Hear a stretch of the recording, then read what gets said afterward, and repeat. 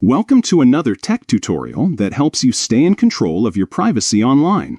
Today, we're diving into a handy new update on the Facebook app for PC, specifically how you can hide your region so only you can see it. Whether you're concerned about privacy or just prefer keeping certain details to yourself, this simple guide will walk you through every step and you'll be done in under a minute. First things first. Open the Facebook app on your PC. Make sure you're logged into your account and you're ready to make a quick change to your profile settings. Once you're in, look up at the top right corner of your screen. That's where you'll find your profile photo. Go ahead and click on it. After clicking your profile photo, you'll see a menu pop up. From here, you want to select your account, which will take you straight to your profile page. Now, look for the About section. This is usually located somewhere around the middle of your profile page, just below your cover photo. Click on About to open up all the details Facebook has about you. Inside the About section, you'll notice several categories. We're interested in the Overview section, so scroll down until you find it.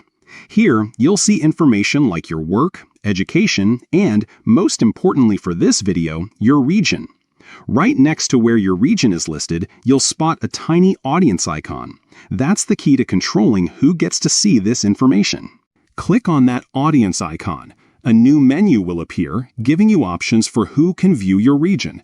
The choices might include public, friends, or only me. For maximum privacy, select Only Me. This ensures that your region is invisible to everyone else on Facebook. Only you will be able to see it. Finally, don't forget to click Done to save your changes. That's all it takes. Now your region is hidden from everyone else on Facebook, and you can browse with a bit more peace of mind.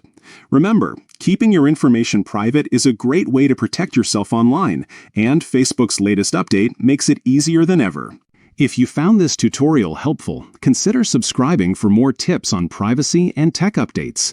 Thanks for watching, and see you in the next video.